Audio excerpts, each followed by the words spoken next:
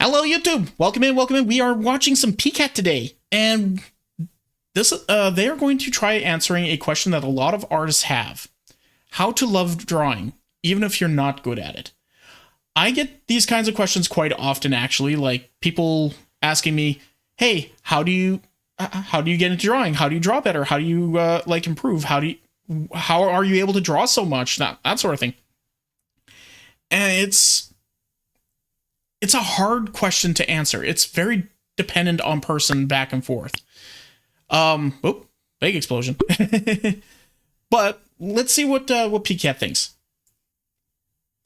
Learning art takes so long. I know that if I want to get good, I'm going to have to practice and do art studies, but that's boring. So I keep Yeah, it is. procrastinating and putting it off, and I just end up playing games instead. If only drawing was as fun as playing video games. However, what if I told you that it can be? But how? Especially if we're just starting out, our drawings don't exactly look great. How can we possibly enjoy being bad at something? Because that's where we're failing as a society. We instantly do something, are bad at it, and then think, well, I guess I'm never doing that ever again. And then you put it down and you never improve. The trick is you have to look at failure as, as your boss, as the boss in a video game.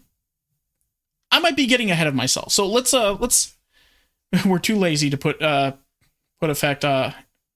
an effort anymore. Yes, exactly. You know what? I'm getting ahead of myself. I'll give my 2 cents as we're going here, but I'll let PCAT talk.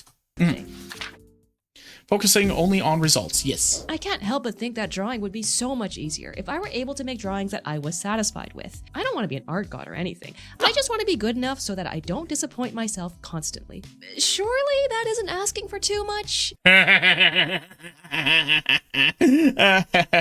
Funny joke. No, actually, you should be disappointing yourself constantly. I know that sounds weird, right? However, there was a very big flaw in this way of thinking that I didn't realize before. That being good at something doesn't automatically mean I'll enjoy it. For example, Correct. Do you know about Andre Agassi, the former professional tennis player?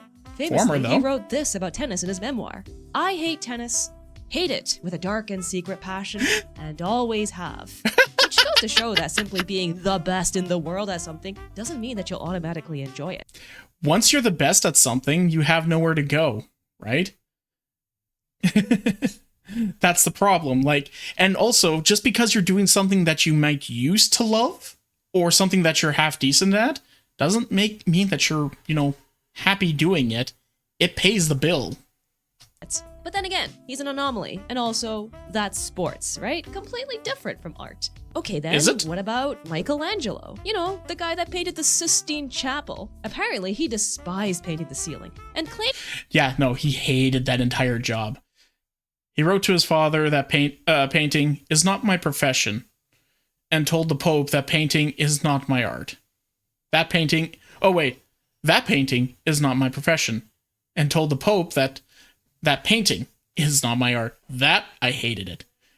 that painting was not his art, preferring sculpture instead. Now don't get me wrong, it does help a lot to be happy with your own work. Knowing that you can get a decent results and therefore satisfaction and a sense of achievement to look forward to, that can make the struggle a lot more tolerable.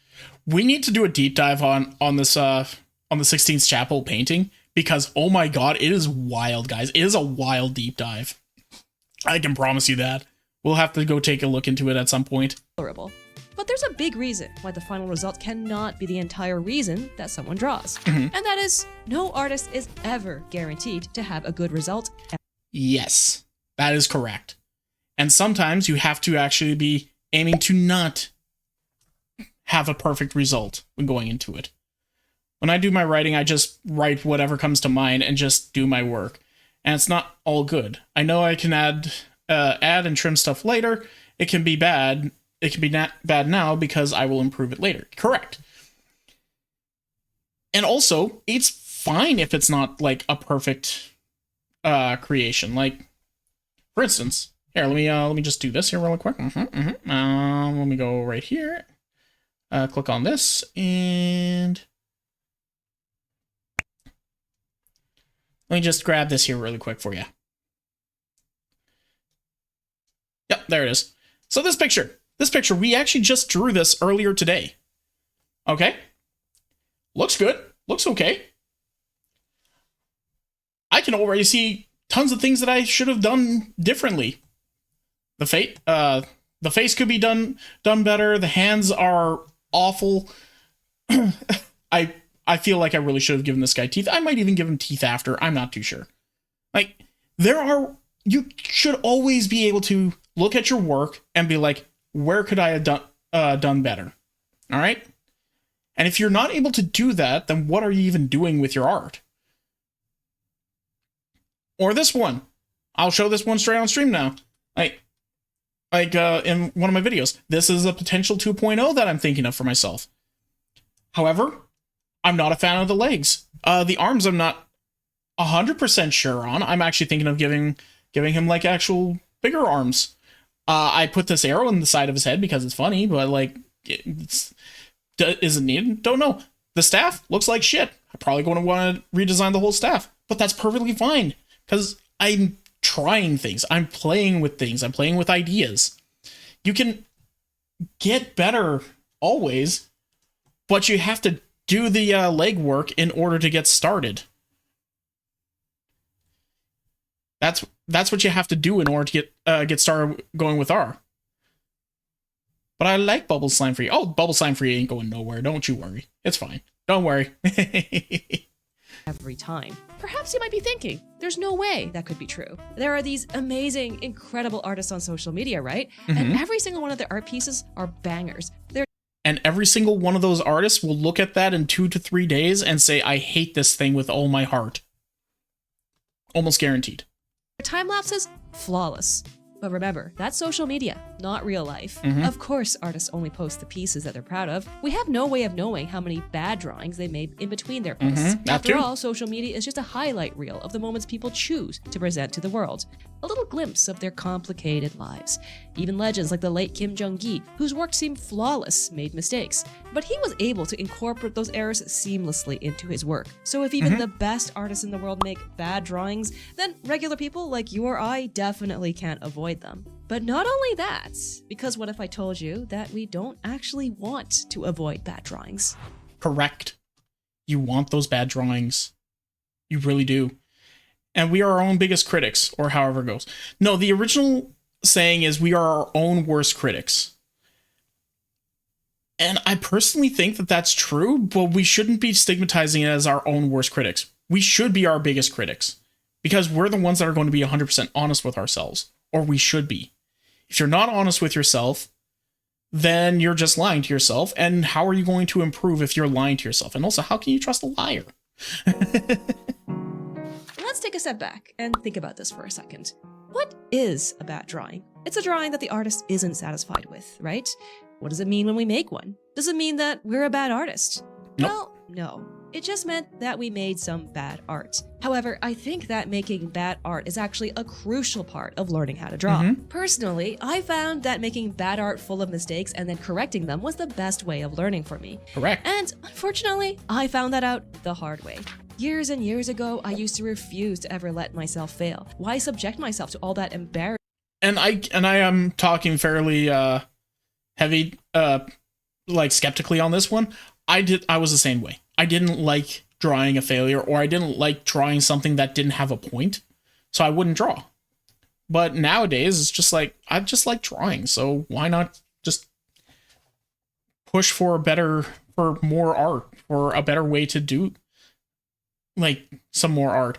How am I going to improve? Well, make something bad, see the flaw, understand how to do better, or where I need to improve.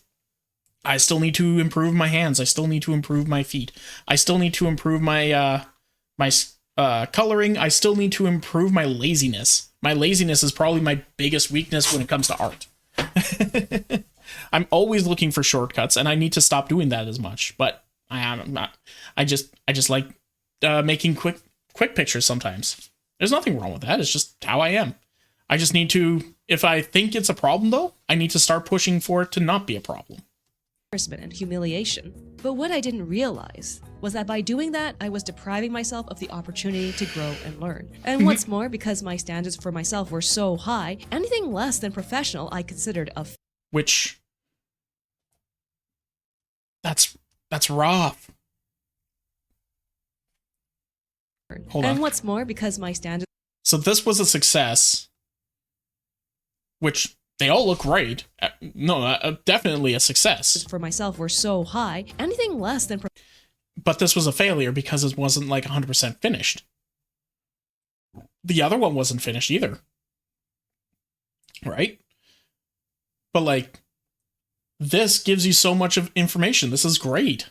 But this is what Picat's about to talk about, right? professional I considered a failure. I think that's actually one reason that kids seem to have an easier time picking up new skills like drawing. They haven't spent decades consuming incredible, well-crafted, high-quality media, which means that unlike a And also, kids want to learn. They know that they need to learn. They need to fall down to pick themselves up because that's just ingrained into their personalities on what they need to do in order to do things. They need to get better. So they're going to do things. They're going to make mistakes. We need to return to child. Just, you know,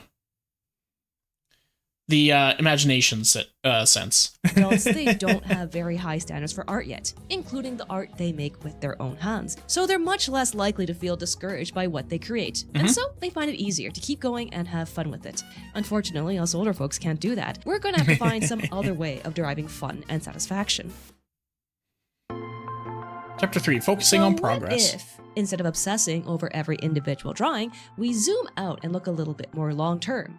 What if we focus on our progress instead? As learners, it makes perfect sense that our first drawings don't look the best, but as we keep learning and practicing, the next drawing is gonna look better, and the one after that will be even better. We can use this improvement as a way to motivate ourselves to keep going, with one important caveat. I was dissatisfied with my art for a very long time, and so I worked hard to study fundamentals and try to get better at it. But even with weeks and months of But that wasn't your problem, now was it? Your fundamentals were probably not your issue. hard work, my drawings weren't getting any better. It was honestly pretty rough. I actually ended up quitting art for an extended period back then, but that's a story for another time. But there was one thing I didn't know about art back then, and that is learning takes a very long time. Yes. Much longer than I expected. When a beginner starts learning a skill, they're likely to see quick gains and big jumps in skill. Kind of Newbie gains. Oh, yeah. like when someone first starts going to the gym. However, as we accumulate more experience, It's like in My Hero Academia. Deku doing all that exercising on the beach, and then he goes from like scrawny little nerdy kid to an absolute Chad. Like, that kid was ripped. Does that seem realistic? To some people, no, but to a professional fitness instructor, they would actually be like, no, that actually is fairly understandable. Like, he was doing that legitimately every day. He was going until failure and everything like that. He's going to get some exponential growth. He's young and he's new, so his body is just going to get kicked into high gear. Oh yeah, makes sense. these improvements get harder and harder to see. Eventually, it starts taking years for us to see any progress, or maybe even longer. And that's a pretty long time period to be not seeing any improvement. And worse yet, no matter how much we try to avoid it, something even more terrible happens. And we end up plateauing and not improving for a long, long time. As far as I know, there's no easy way to break out of it, which means that progress can't be depended on as a reliable way to motivate ourselves, especially as we get more skilled. What can we do? Focus on process. So let me share with you what I like to think about when I draw, which is to focus on the process, the simple joy of creating something from nothing, forming an entire illustration out of a bunch of individual strokes, watching it gradually take form, like this. Wait, that doesn't look good. Let me start again. Maybe like this. Oh, I messed the legs up. Let me try again. Flip it. Ugh, how can it possibly be fun to make so many mistakes and have to start over and over again? Isn't that frustrating? Imagine playing a game where you keep losing all your progress and having to do the same thing over and over again. Who'd want to play that? Art is just a rage game. But here's the thing. In a way, I actually do think about drawing kind of like playing a video game. But not like a linear game, more like an open world game. I might have some kind of idea of my goal or desired result. However, I can't simply go from blank canvas to completed illustration with no detours. Drawing isn't so simple a task. Much like how obstacles or enemies in a video game are only relevant when you're actually right in front of them, certain problems in an illustration really only reveal themselves much later on in the process. It's like exploration, except in art Yeah, like right now, she's working quite a bit on trying to get the anatomy working. That hand looks like is atrocious. Is that the important part right now? No, it's not. So just get it to a place where you're happy with, and then continue on trying to get the rest of the shapes and everything put into the picture. I got made. keep on playing with that, and it'll work out. You'll start sculpting in, and then you can be like, okay, now let's go retackle this hand for a little bit. Let's see if we can get that to work. When you do my commission, I'm gonna be all over you with all the tiny details. Not really. Our lessons, yeah. We have infinite possibilities. Issues will arise, but we can deal with them as we get there. And solving those issues is actually... And you can also see that far hand that she's currently working on, this one up here. Not even touching that fucker. Just not even touching that thing. Okay? We're just going to leave that one blanked out for the moment. We're going to ignore that. We'll come back to that a little later. Same with the feet. Let's get the actual body all shaped in. Get all your shapes, all the muscle groups, everything figured out, because you tackle the hard parts either last or somewhere in the middle. Take a break from those hard parts, go back to the easier parts that you get, like the easier, broader locations, and then focus on those. Then go back to the more detailed little parts. Actually part of the fun as well. Remember, when we're drawing, we're not just randomly drawing lines on a page. There is a purpose, which is visual communication. We're trying to express something, be it an emotion or a message, through an image, and we're trying to figure out a good way of doing that. It's almost like solving a puzzle. For example, the human body is super complicated, so we need to figure out a way of managing all that complexity. One way of doing that is to simplify it into basic shapes like boxes and cylinders. I find figuring these solutions out a lot of fun. But here's the thing, even though it is fun, it's not always fun. Nothing worth doing in life is fun all the time. If you're trying to level up in art, sometimes you do have to sit down and draw 100 boxes, and that's not exactly the most exciting. What can we do in this case? Yeah. For me, the most important thing is to make sure I understand the purpose of the study. Those boxes I was talking about, if I'm just drawing them and not really understanding why, it feels pointless. I can't get myself excited about it. However, it gets a lot more interesting if I understand how the study will benefit me. For example, if I get good enough at boxes, eventually I'll be able to construct these mannequins, and then eventually full human figures. And that's not the only strategy I have. I can also make the study itself fun by turning it into something I want to draw. If I'm doing head and face studies, for example, I might turn them into characters that I want to draw. But unfortunately, this isn't always possible. Some exercises just aren't that fun. In that case, maybe I can play some music or watch a video while I draw to make it less dull. The most effective tactic I've tried is to turn it into a social activity. If you're doing something boring, having good company makes it a... Yeah, jump into a Discord call with some friends. Be like, hey guys, I'm going to be working on some art right now, like on some art projects here. Y'all want to just kind of chat, or you guys just hang out in a call? Yeah, a lot of people will do that. We have a channel in the Discord that you guys can do that with if you want. Just have fun. Make it, cope it how you need to in order to, get the important things done. Because unfortunately, as adults, we do need to prioritize the annoying things in life and the little things that we don't actually want to prioritize, so that we can actually, get better and get some kind of improvement. You have to do that, sadly. But it doesn't have to be horrible. A lot less boring. Try drawing with friends, either in person or over Discord. Personally, I like to stream my studies over on Twitch. So also, this picture here, this is fucking gorgeous. Oh my god, this is so pretty. I love what you did with the eyelashes. Absolutely love them. you can check that out if you're ever interested. However, there is a problem with this tactic in particular, because if we think about it, when we're studying, we should be giving it our full focus, or else the studying isn't going to be as effective as it could be. And to that, I say, so what? Yeah. I know, my practice isn't optimal, but at least it's fun and I enjoy doing it. I really struggle with forcing myself to do something I don't like. I don't have a lot of self-control. I might be able to manage doing it a few times, but forming a long-term Welcome to the club. habit out of it, that's not happening. If I obsess over figuring out the best and most efficient way to practice, I'll just burn out and stop doing it. I know this because I've made this mistake many, many times. It's better for me to accept that doing imperfect practice is better than doing nothing at all. Or maybe not. Maybe I'm getting this completely wrong. Maybe it really is better to have a detailed plan and schedule and to stick to that plan and to tough it out. I've known this to work really well for many people. It works good for some people. Unfortunately, for a lot of people, that also will result in a lot of burnout. It's very easy to start those regiments, do them for like a day or two, and then just crash, burn, and fall off. The trick with those ones is you need to actually just jump back onto the horse and be like, I fell off, I just need to get myself back on. It's fine.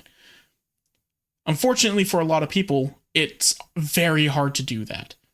For me, that's almost impossible. It's hard for me to, put in a heavy routine that I have to be very stringent about and focus fire on it. It's very hard to do that unless there are like stakes or I like have zero choice in the matter. Routine is the best thing. Set a small goal that is actually achievable, then work up. Yeah, no, exactly. Get one thing into your schedule. Be like, okay, when I wake up, I'm going to draw a hand. Just draw a hand. First thing. Right after I brush my teeth, right after I have my morning poop or something like that, while I'm waiting for my food to cook or something like that, or along those lines, or while I'm eating breakfast. Sit down, open your sketchbook, open your drawing program, draw a hand. Done. That'll start doing a lot of work for you right there. Doesn't matter what the position is, just draw a hand doing something. People. The thing is, everyone is so different. Unfortunately, there's no one-size-fits-all strategy that works for everyone. The tips that I talked about work for me, because I'm pretty lazy, so I really struggle to stay motivated if something isn't fun. But if you're more disciplined than I am, something else will probably be more efficient.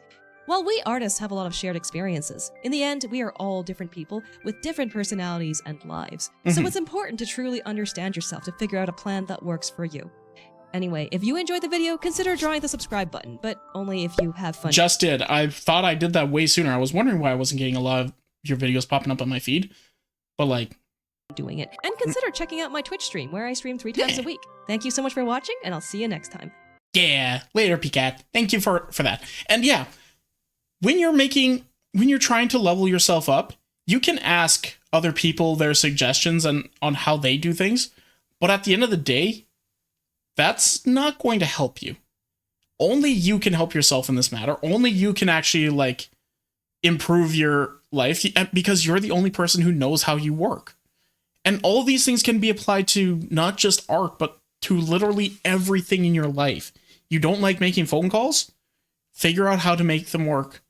You don't like, you want to get better at, I don't know, doing some yard work, gardening, cooking, cleaning, do literally anything in your life.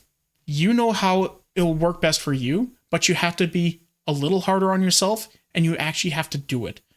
Put those like guilty pleasures, those little tasks that don't really matter off to the side. Focus on the thing that you want to focus on in order to improve your life. Okay? Once you start doing that, you're going to start improving your life. You're going to start doing better. Don't rely on some arbitrary TikTok thing saying, oh, I can't do that because this, and that. Why can't you do it? This is you, not a TikTok person, you. So, yeah. Anyway, this was fun. Pcat's great. Make sure you like, share, and subscribe, all that fun stuff, and yada, yada. And yeah, we'll see you guys in the next one. What? Hey, did you enjoy that? Was it funny? Well, come and check it out live over on twitch.tv/freeform_art. Make sure you put the _art. We have lots of fun there. We enjoy ourselves, and we want to see you over there. So come on and hang out. See you in a bit.